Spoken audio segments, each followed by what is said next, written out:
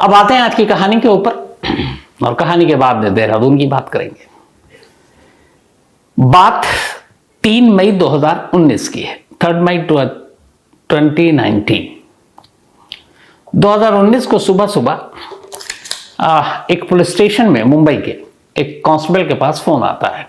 थाने की घंटी बजी, उसने उठाया। दिलीप धूमल उनका नाम था। सामने से किसी ने फोन करके कहा कि साहब यहां पर एक पब्लिक टॉयलेट है और उसके बाहर एक शख्स खून से लथपथ पड़ा हुआ है। तो ये इलाका था शिवाजी नगर का, और शिवाजी नगर के अंदर भी ये जो एरिया था वो घाट कोपर मानखुर्द लिंक रोड। तो पुलिस की टीम को जैसी ये खबर मिलती है, पुलिस की टीम उस पब्लिक टॉयलेट के पास पहुंचती है। वहां देखती है कि एक शख्स बुरी तरह लहूलुहान, सर पे उसके गहरे जख्म, किसी ने देखकर ही लग रहा था वजनी पत्थर से उसके सर पे हमला किया है। फौरन उसे गाड़ी में बिठाकर अस्पताल ले जाया जाता है, नजदीक के सरकारी अस्पताल। लेकिन डॉक्टर देखते ही उसे मुर्दा करार दे देते हैं। अब पुलिस की नजर में ये एक मर्डर केस था। उस लाश में जो कपड़े थे उसकी तलाशी ली गई, लेकिन कोई ऐसी उसके बारे में जानकारी नहीं मिल पाई। सब कुछ पैंट की जेबें खाली, शर्ट खाली, कोई ऐसा क्लू नहीं जिससे उसकी शिनाख्त हो सके। अब पुलिस वापस मौके पर पहुंचती है और जिस पब्लिक टॉयलेट के पास ये लाश मिली थी वहां पता करती है कि कौन कौन, और ये सुबह सुबह का वक्त था, करीब 6:30 बजे थे। तो पुलिस आसपास में पता करती है तो पता चलता है कि इस पब्लिक टॉयलेट के करीब ही एक पार्किंग का एरिया है, और उस पार्किंग एरिया में एक मुलाजिम है जो काम करता है, नाइट ड्यूटी उसकी थी। पुलिस उसके पास पहुंचती है इस उम्मीद से कि कुछ बताएगा।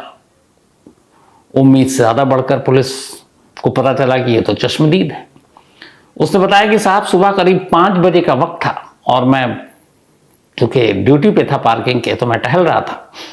सुबह सुबह इतना काम होता नहीं। तभी मैंने देखा कि 2 शख्स एक आदमी से लड़ रहे हैं और उन दोनों में से एक ने एक को थप्पड़ मारा। फिर मैंने देखा कि उसने भी हाथापाई करने की, अपने आप को बचाने की कोशिश की। तभी उन्होंने वजनी पत्थर से उसके सर पे मारा जोर से, और फिर उसके जेब से उन्होंने पर्स वर्स सब निकाले और भाग गए दौड़कर। बोला मैं दूर से देख रहा था और मैं डर भी गया, वो 2 थे, मैं अकेला, तो मैं बीच बचाव भी नहीं कर सकता था। लेकिन जब वो भाग गए तो फिर मैं वहां पहुंचा तो देखा कि मैंने ये तो जान नहीं है इसके अंदर, जब मर चुका है। तब मैंने आपको कॉल किया। अब उस विटनेस से ये पता चल गया कि 2 लोग थे। पुलिस ने आसपास के इलाके को खंगाला, 2019 की बात है ये। तो ये पता चला कि बहुत सारे ऐसे नशेड़ी और ये सारे लोग उस एरिया में घूमते हैं। तो तफ्तीश करते करते पुलिस के अपने मुखबिरों से पता चला कि 2 लोग उस एरिया में उस रात घूम रहे थे, और उन दोनों, एक का नाम इसमें था शफीउल्ला कुरैशी और दूसरे का नाम नियाज अहमद चौधरी उर्फ गांजा। दोनों की उम्र यही कोई 20, 22, 23 साल रही होगी। दोनों को जब पुलिस ने पकड़ा तो उन्होंने कहा हमने इसके पैसे वैसे जेब से निकाले थे और वो हमसे लड़ पड़ा, हमें लूटने नहीं दे रहा था, तो हमने उसको पत्थर से मार डाला। पुलिस ने पूरी पूछताछ कर ली, पता इनकी कोई दुश्मनी नहीं है। पता चला ये सिर्फ एक लूटपाट का वाकया था। वो लूट रहे थे और वो विरोध कर रहा था, उसी चक्कर में मर गया। अब यहां से ये केस एक अजीब रुख लेती है।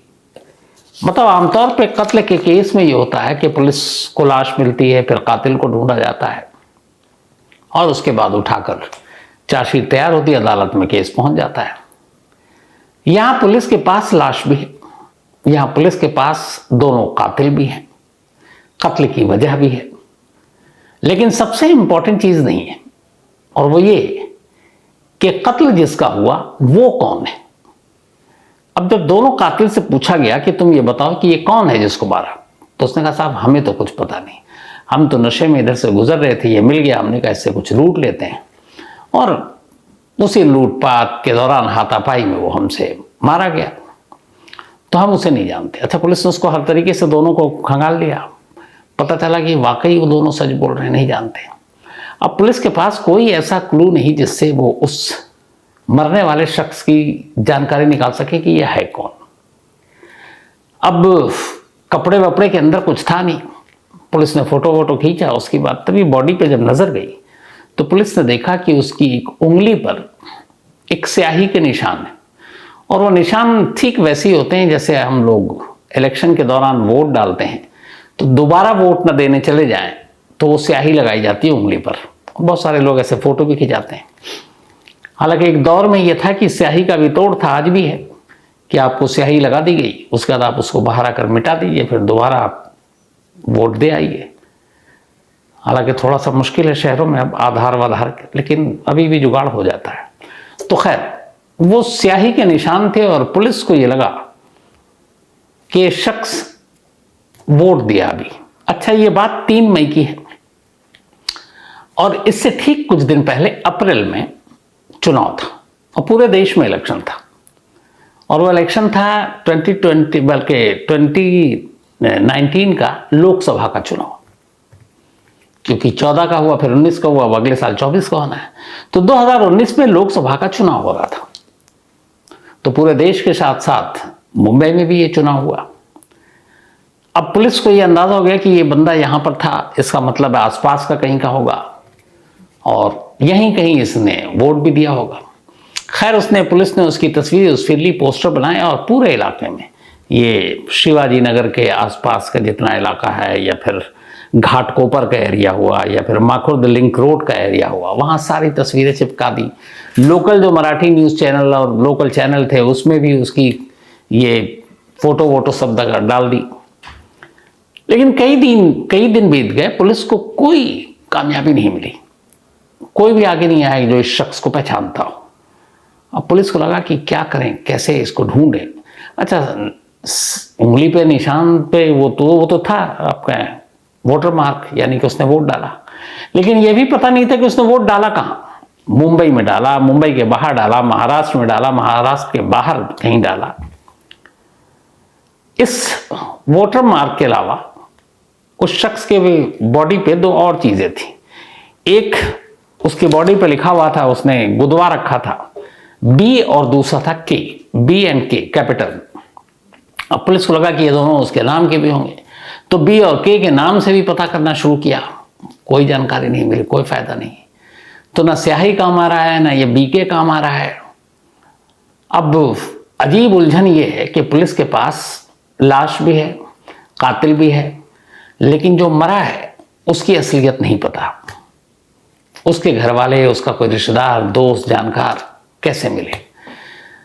तब जब ये मसला आला पुलिस अफसरों तक पहुंचा तो उन्होंने कहा ये बड़ा ही अजीब और विचित्र सा केस है, लेकिन सुलझाना तो है, क्योंकि आगे चलकर कोर्ट में भी जब ये जाएगा तो जो मरा है कम से कम उसकी तरफ से जो लोग हैं, परिवार और ये लोग, वो भी तो आगे आएंगे केस के दौरान में। तो कैसे ढूंढा जाए। तो बीके का वो डाला, फोटो डाला, कोई कामयाबी नहीं मिली। टैटू जो गोतते हैं उससे पूरे आसपास की शिवाजी नगर के टैटू आर्टिस्ट से बात हुई कि भाई कौन गुदवा सकता है। जितने भी मिले दर्जनों, उन्होंने कहा नहीं, हमने नहीं किया, ये हमारे हाथ का नहीं है। तो अब हर तरफ से हार कर पुलिस को लगा कि यार अब एक ही चीज बची है, और वो है ये वोट डालने वाला निशान, यानी उसकी उंगली पर स्याही के मार्क। अब पुलिस ने कहा कि ढूंढना तो है, तो लगो भाई। तो सबसे पहले कहां, अब चूंकि ये जिस एरिया में इसकी लाश मिली थी, तो सबसे पहले घाटकोपर और उसके इर्द गिर्द का ही ढूंढा जाए।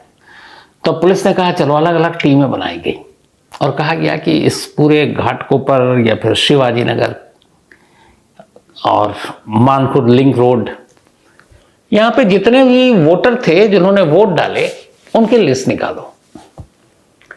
अब लिस्ट निकाली गई, लाखों में वोटर भी तो अच्छे खासे होते हैं। तो उसमें से बहुत सारे ऐसे थे, क्योंकि एक तो ये पता चला था कि ये मुस्लिम नहीं है बॉडी से, तो बहुत सारे जो मुस्लिम नाम थे वोटर लिस्ट में, वो हटा दिए गए। अब नॉन मुस्लिम बचे, उनमें से अब चेक करना शुरू किया तो 3 लाख तक आते आते रुके। फिर 3 लाख के बाद अब ये है कि इसमें से कौन हो सकता है। तो पुलिस ने ये तुक्का लगाया कि बी और के है, तो इसका या तो नाम बी के से होगा कोई शुरुआत का, या फिर के बी से होगा। उल्टा भी करके देखा, उन्होंने कहा वोटर लिस्ट भी निकालो, बी और के या के और बी के नाम से कितने लोग हैं।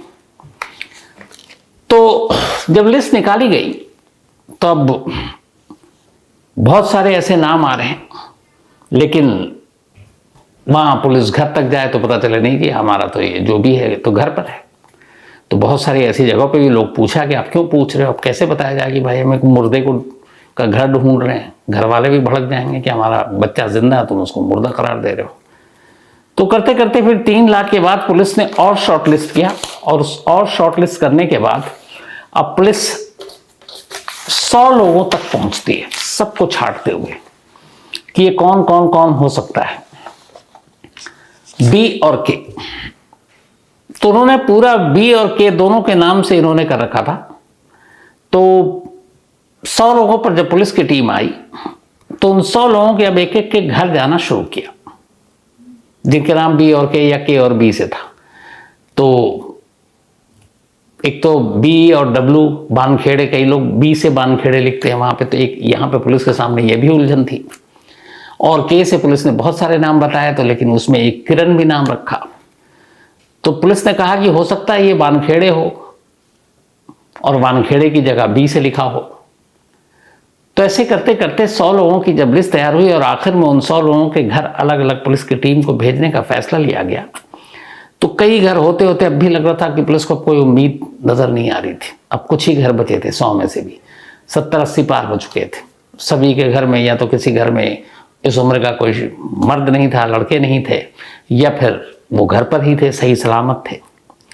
तभी पुलिस की टीम एक रोज एक घर पहुंचती है और वहां एक लेडी थी। पुलिस उससे जाती है। अच्छा, पुलिस के पास वो तस्वीर भी थी लाश की, चेहरा तो उसमें ठीक ठाक थोड़ा था ही था, तो पोस्टर वाली तस्वीर भी थी। तो पुलिस एक घर में पहुंचती है। जब वो उस घर में पहुंचती है तो वो लेडी से पूछती है कि आपका कोई बेटा, कोई पति? तो कहती है हाँ जी, हमारा एक बेटा है, उसका नाम है किरण वानखेड़े, KW। तो उसने कहा ब्लॉक कहाँ है? तो उसने कहा साहब वो करीब 20-25 दिन से गायब है। तो पुलिस ने कहा पहले भी गायब होता? उसने कहा नहीं। उसने कहा कि अब इधर हुआ है, मतलब पहली बार इतने दिनों से घर नहीं आया। फिर पुलिस ने तस्वीर दिखाई। जैसे ही तस्वीर दिखाई उस लेडी ने पहचान लिया। अब वो चूंकि तस्वीर ऐसी थी कि उसमें आंखें बंद, ये तो पता चल जाएगा ये लाश की तस्वीर है। वो बेचारी रोने लगी दहाड़े मारकर। उसने कहा ये तो मेरा बेटा किरण है। तब पुलिस ने उससे फिर पूछा कि आपके बेटे का नाम किरण वानखेड़े है? तो उसने कहा नहीं, हमारा वानखेड़े नहीं है, न वानखेड़े है, वो किरण कुछ और नाम बताया। तो उसने कहा लेकिन उसने हाथ पे अपने ये बी और के गुदवा रखा, तो इसका क्या मतलब हुआ? तो उसने कहा असल में किरण इसका नाम है और इसकी एक गर्लफ्रेंड है जिसका नाम बी से शुरू होता है। तो ये उसकी दोस्त, उसकी गर्लफ्रेंड का नाम था बी, जो उसने अपने नाम के साथ गुदवा रखा था हाथ पे। और इस कंफ्यूजन में पुलिस बहुत दिनों तक परेशान रही कि के और बी उसका फुल फॉर्म है क्या है। लेकिन उस लेडी तक पहुंचने के बाद फिर ये कहानी खुली कि उसका नाम किरण वानखेड़े है और वो बी असल में उसकी गर्लफ्रेंड का नाम था। खैर, इसके बाद अब पुलिस इस केस को तैयार करती है, चार्जशीट तैयार करती है, सारी फॉरेंसिक एविडेंस और ये, क्योंकि इसमें कुछ नहीं था। उसके बाद ये मामला सेशन कोर्ट में जाता है। उधर से वकील दोनों के आते हैं, 2020 में कहते हैं कि ये कहानी पे खड़ा किया गया केस, इसलिए हमारे मुवक्किल को जमानत दे दें। लेकिन एक पार्किंग वाला विटनेस और फिर ये सारी चीज़ें जो एक एक करके सबूत जुटाए गए।